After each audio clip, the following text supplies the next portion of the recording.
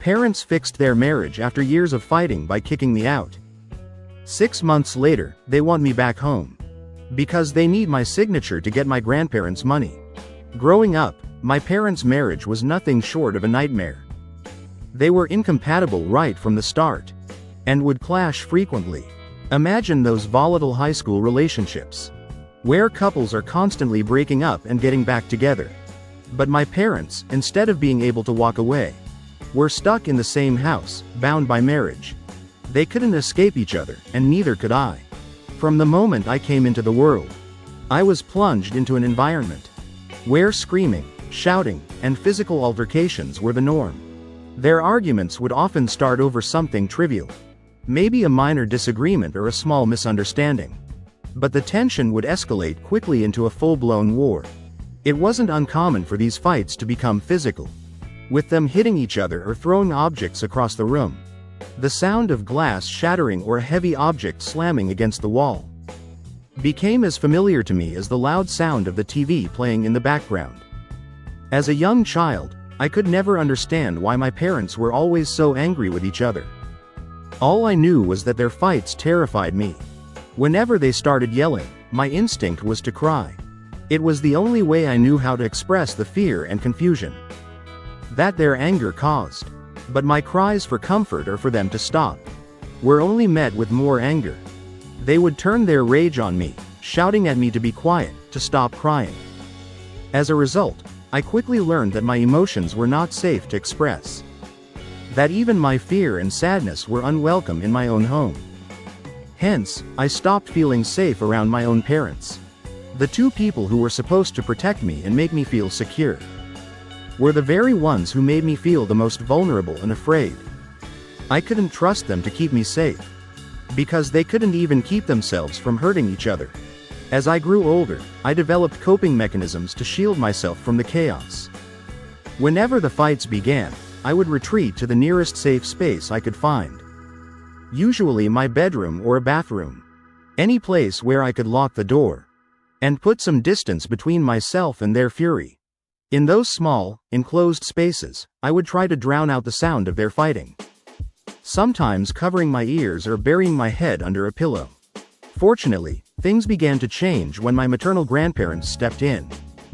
They had been quietly observing the destructive pattern of my parents' relationship for years. And I think they finally reached a breaking point. Realizing how deeply my parents' constant fighting was affecting me, they decided to take action. My grandparents, along with other concerned family members, organized an intervention. A moment where everyone came together to confront the situation head-on. During this intervention, my parents were given an ultimatum. Either they seek professional help through marriage counseling, or they separate. For the first time, it felt like someone was truly seeing the damage their relationship was causing, not just to themselves, but to me as well. The intervention wasn't just about saving their marriage. It was also about saving me from the ongoing emotional turmoil. My family made it clear that the toxic environment was taking a severe toll on my mental health, and something had to change. Reluctantly at first, but eventually with some hesitation, my parents agreed to start marriage counseling. The process was slow and often painful for them. But over time, we could see that it was making a difference. The intense, explosive fights between my parents became less frequent. And when disagreements did arise, they were more controlled, more focused on communicating rather than attacking each other. It was as if they were slowly learning a new language. One of understanding and respect instead of anger and blame. Gradually, our home became a quieter place. Not filled with the constant tension and fear that had been the norm for so long. However, as their relationship began to improve, I started noticing something that left me feeling confused and a little hurt. My parents seemed to be pulling away from me. Before, even amidst their chaos, there had been some semblance of involvement in my daily life. My mom used to make breakfast for me, and my dad would drop me off at school. Small gestures that showed they were still taking care of me in their own way. But as they focused more on repairing their marriage, these gestures began to disappear. Suddenly, my mom stopped waking up early and making me breakfast. My dad no longer insisted on driving me to school. and would make excuses that he was too busy. Instead, they would hand me some money and tell me to take the bus. Or buy lunch if I needed it. It was a strange and unsettling experience. On one hand, I was relieved that the fighting had lessened, and that our home was no longer a battleground. But on the other hand, I felt a new kind of loneliness. I understood that they were going through a lot, but I couldn't shake the feeling that I was being left behind. That in their attempt to fix what was broken between them, they had somehow forgotten about me. As time went on, my parents' focus on their relationship continued to grow. But it seemed to come at the expense of their relationship with me. They started going out more often, just the two of them, leaving me behind. They would head out for dinners or date nights, something they had never done before. And I was left at home, told to eat whatever leftovers I could find in the fridge. They also stopped asking me about my grades, or showing any interest in how I was doing at school. I remember the few times I would excitedly share some good news about a grade 1 had worked hard for, hoping to get a smile or word of praise. Instead, they would respond with indifference, barely acknowledging what I had said, before turning back to their own conversation. When my 15th birthday was approaching, I wanted to have a celebration with my close friends. Up until that year, I had never been allowed to celebrate my birthday. And I had always just accepted it, never really pushing back. But this time, I was determined to have a party. To feel like a normal teenager for once. I worked up the courage to ask my parents if I could finally have a birthday party. My dad flatly refused, and my mom dismissed the idea completely, telling me that I needed to stop finding ways to waste more of their money. Her words cut deep, making me feel like I was a burden, like I didn't deserve to ask for anything. She continued to say how instead of asking for more things, I should find ways to repay them back for all the money that they have spent on me over the years. Normally, I would have let it go, swallowed my disappointment and retreated into myself, like I had so many times before. But something in me snapped. I was sad, frustrated, and filled with a kind of anger I hadn't felt before. Maybe it was my teenage hormones. Or maybe it was the accumulation of years of feeling neglected. But I couldn't hold back anymore. I yelled at them, telling them that they had never really done anything for me, apart from giving birth, and that they had never made me feel loved or cared for. I told them how it wasn't my responsibility to give them back anything, and asked them why they even had me in the first place, if they resented me so much. Hearing my outburst, my mother, who had never laid a hand on me before, slapped me hard across the face. The sting of her hand on my cheek was sharp and shocking. But her words were even more painful. She told me that I had no right to speak to them like that I should be grateful just to be alive, and that I was lucky they had done as much as they had for me. I could feel my tears welling up. I turned to my dad, hoping he would step in, hoping he would defend me or at least comfort me. But he only shook his head, disappointment etched across his face. He told me that I was getting older now, and that it was time for me to grow up and learn to behave properly. He said I shouldn't be fighting with them over something as trivial as a birthday party, and that I was acting like an immature child. Their words crushed me. It was clear to me then that in their eyes, my feelings, my desires didn't matter. That night, I cried myself to sleep, feeling more alone than I ever had before. In the days following my outburst, the atmosphere at home grew even more tense. My mother never apologized for slapping me, and there was no acknowledgement of the pain or hurt I had expressed. It was as if that night had never happened. My parents now seemed to go out of their way to avoid any interaction at all. They wouldn't speak to me unless absolutely necessary, and even then, their words were curt and cold. A week later, my dad called me into the living room. The moment I walked in, I knew something was wrong. Both he and my mom were sitting there, looking grim and serious. My heart sank as I prepared myself for another round of scolding. I could feel the anxiety building up inside me as I took a seat, wondering what I had done this time. I couldn't even meet their eyes, dreading whatever was coming next. Before I could say anything, my dad started to speak. His tone was measured, but there was an edge to it that made me nervous. He said that they had been thinking a lot since our last conversation, and that both he and my mom felt that their marriage was almost perfect now. He told me how they both had worked really hard to reach a place where they were finally happy together. But then he paused, and what he said next shook me to my core. He continued, saying that there was still one major issue standing in the way of their happiness. One big failure that they needed to address in order to truly move forward towards a happy marriage. My dad then looked me in the eyes and said I was the failure in their life.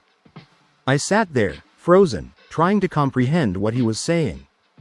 He said it so simply, so matter-of-factly, that it almost didn't register at first. He continued to say that they believed their marriage could be absolutely perfect, if not for the burden of raising me. As I sat there, my heart pounding in my chest, my mother jumped in, her voice sharp and laced with bitterness.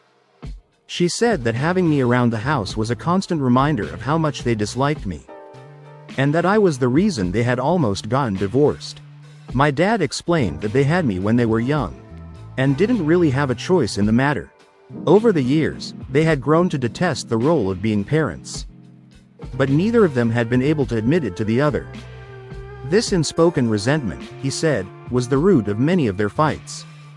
He went on to tell me that after they started going to counseling, both of them quickly realized that they shared the same feelings of dislike toward me, their own child. They had then tried to salvage their marriage by emotionally distancing themselves from me. But apparently, that wasn't enough. My recent rebellious behavior had been the final straw for them. It had made them realize just how much of an inconvenience I was in their lives. They wanted to start fresh, to live their lives without being reminded of what they now saw as the biggest regret of their relationship. I sat there, paralyzed by the weight of their words, as if time had slowed down, and everything around me had lost its meaning. The people who had raised me, who had always been the center of my world, had just torn apart everything I thought I understood about love, family, and belonging. As if this wasn't enough, my mother then went on to announce that they wanted me to move in with my grandparents soon. She continued, almost nonchalantly, saying that if my grandparents didn't want to take me in, just in case, then I would have to figure something out on my own. Whether that meant living with a friend or fending for myself. She didn't seem to care. The way she said it, so detached and indifferent, made it clear that she and my father were done with me. They had already moved on in their minds, erasing me from their lives as if I had never existed. I looked at them, searching for any sign of remorse, any hint that they might change their minds. But all I saw were cold, resolute expressions. There was no love in their eyes, no compassion, nothing that even remotely resembled the parents I had desperately longed for all these years. I was devastated, shattered by the realization that the people who brought me into this world, who were supposed to love and protect me, had decided that I was disposable. That evening, I sat reeling in my room after this entire conversation. I still couldn't believe that they had asked me, still a minor, to leave the house. They expected me to fend for myself, to find my own way, because they were done. Done with me, done with the responsibilities of parenthood, done with the failure they claimed had ruined their marriage. I couldn't breathe, couldn't think. I was overwhelmed with disbelief and pain, struggling to process the fact that my own parents were abandoning me, casting me aside as if I were nothing. When my mother informed her parents of their decision to kick me out, my grandparents immediately came to my rescue. The moment they arrived, I could see the fury in my grandmother's eyes. She was livid, practically shaking with anger at what my parents were doing to me. Her voice, usually so gentle, was sharp and fierce, as she confronted my mother, demanding to know how she could do something so heartless. My dad tried to justify their actions, arguing that they never wanted me in the first place, and only kept me because of my grandparents' insistence. He told them that since they cared so much about me, it was now their responsibility to take me in.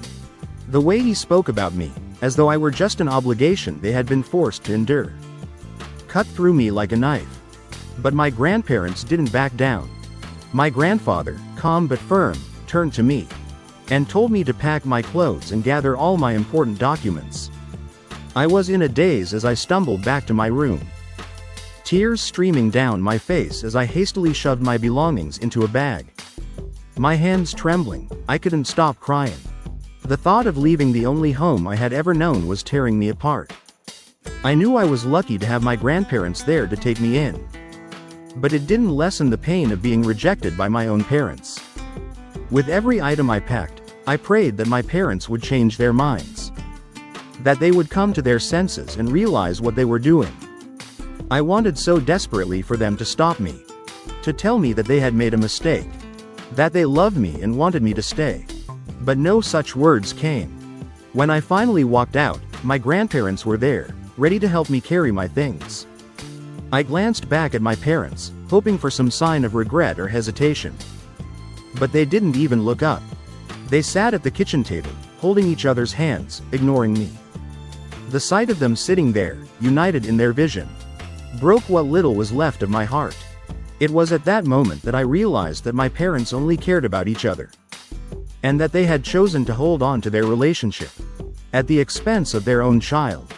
Those first few weeks after I moved into my grandparents' house were some of the darkest days of my life.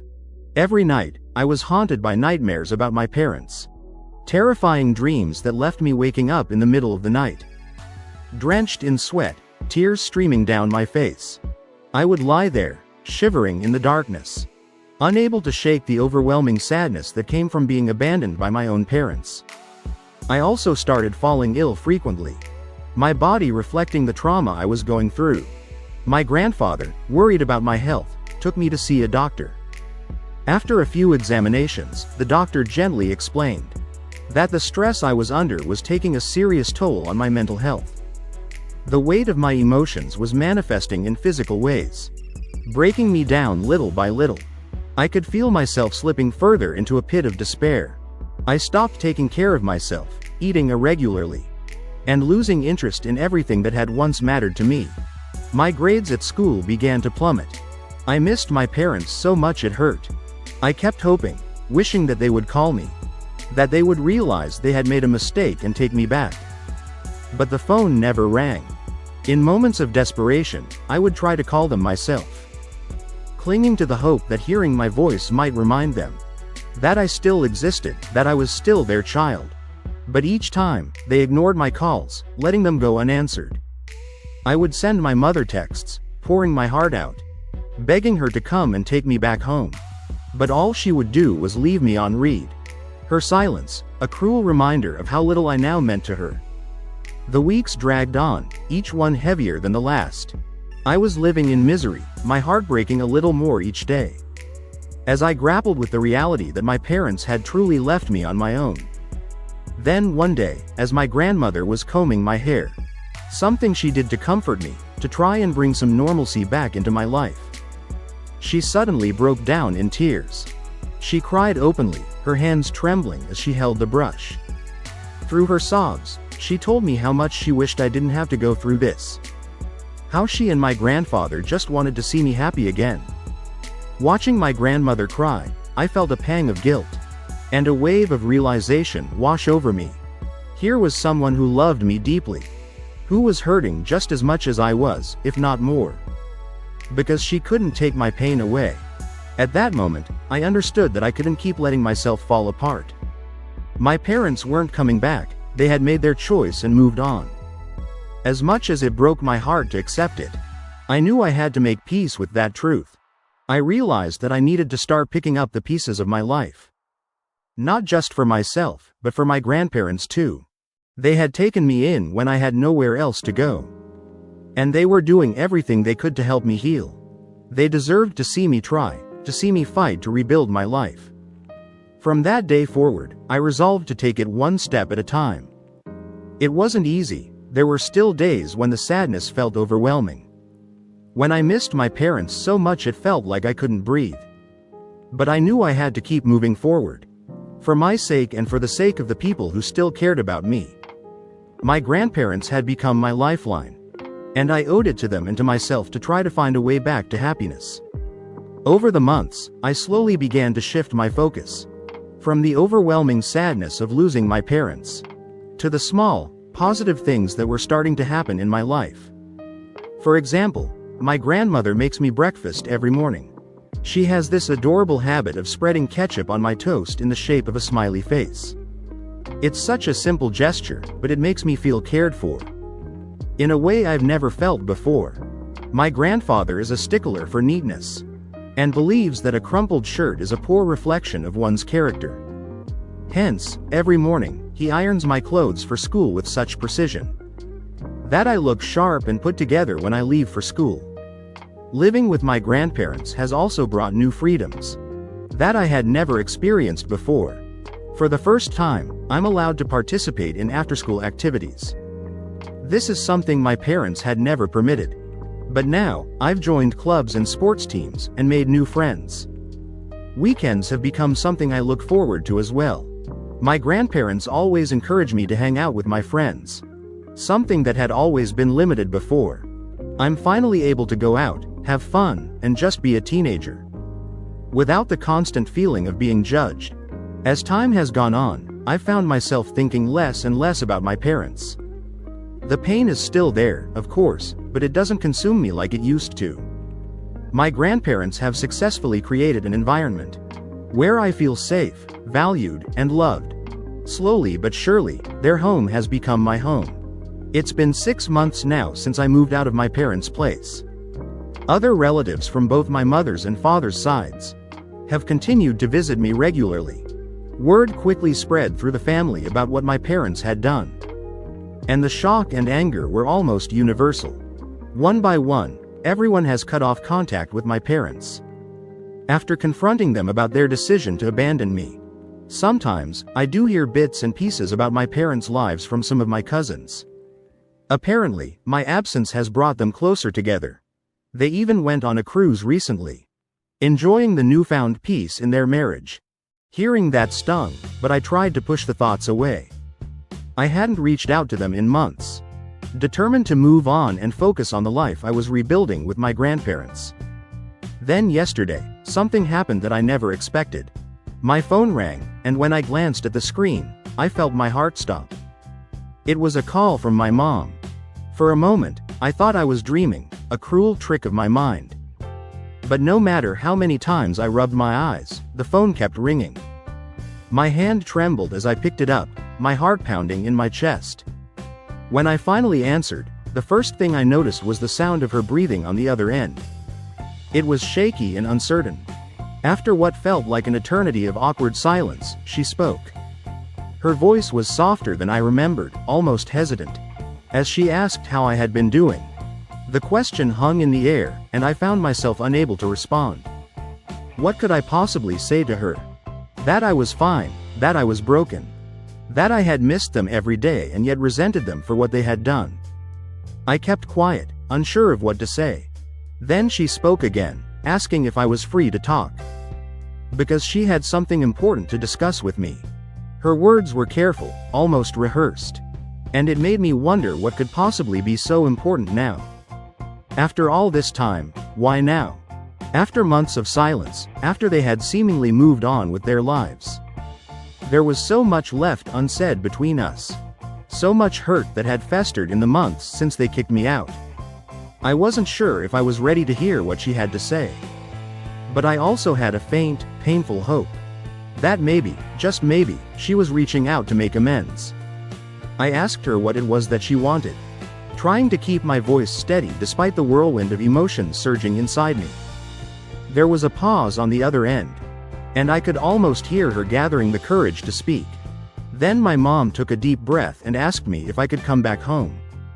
The words I had longed to hear for so many painful months were finally being spoken. But instead of relief, all I felt was a strange, hollow sensation. She continued, saying that she and Dad regretted kicking me out, and had spent time thinking things over. They wanted to make amends and have me back home. But something about her words didn't sit right with me. She didn't once actually apologize to me for everything she and Dad had put me through. Her words were rehearsed, like she was reading from a script. There was no emotion behind them, no real sense of remorse that I could feel.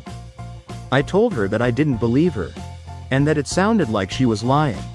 I pointed out that if she and Dad truly regretted their actions, they wouldn't have waited 6 months to reach out. They could have easily come to my grandparents' house, knocked on the door, and asked for my forgiveness. But instead, they had been silent for half a year, living their lives without me, going on vacations, and apparently growing closer. Now, out of the blue, she was calling me, acting like everything could be fixed with a few words, as if the damage they had done could be so easily undone. I told her to stop playing with my heart, that I didn't need them anymore. They had made their choice when they kicked me out, and I had spent the last 6 months trying to rebuild my life without them. I wasn't about to let them waltz back in and pretend like nothing had happened. With that, I cut off the call. I still have no idea what to think about this. Aida for not believing my mother and moving back home after she and Dad kicked me out? Update 1. Thank you to everyone who has shown me support and reached out during this time. Since my last conversation with my mom, she has called me 3 more times, but I haven't answered any of them. My dad also sent me a message apologizing for everything and expressing how much he misses me. But it all feels too good to be true. I'm relieved that others also find my parents' behavior strange, which is why I've told my grandparents about my mom's sudden call. My grandmother is now trying to find out from other relatives if they know anything about why my parents are pushing me to move back. Update 2. It turns out we were all right, because the truth has finally come out. One of my relatives on my dad's side just confirmed that my paternal grandparents have drawn up a new will. My dad, being their only child, is supposed to inherit everything. However, in their new will, they've added a condition. For my dad to access the inheritance, they need my signature as well. And the money has to be equally divided between me and him. If I don't sign the papers, the entire inheritance will be donated to charity. My paternal grandparents have stayed in touch with me, and like everyone else, know how my parents abandoned me. I'm sure this is their way of trying to bring my parents and me back together. However, it's now clear that my parents only reached out to me because they're afraid of losing this inheritance. If they don't continue to have a good relationship with me, it's clear they want me to move back in, so that if and when my paternal grandparents pass away, I won't resist signing for the inheritance. Update 3. My maternal grandparents have since talked to my parents and warned them that we now understand their true motive for reaching out to me. My mom tried to backtrack, claiming it wasn't just about my paternal grandparents' will, and that I would also benefit from the inheritance, so I should consider my future. But my grandmother wasn't swayed by her arguments. She responded by telling my mother that she was no longer considered her daughter, and expressed shame over how inhumane she had become. In the wake of that confrontation, I've decided to block my parents. I will continue to live with my grandparents, as I have for the past few months. I'm learning to accept that while my relationship with my parents may never be repaired, I have the chance to build something positive from the experience. It's definitely not the life I imagined, but it's one where I'm finally surrounded by people who genuinely care about me and want the best for me. For now, that's enough.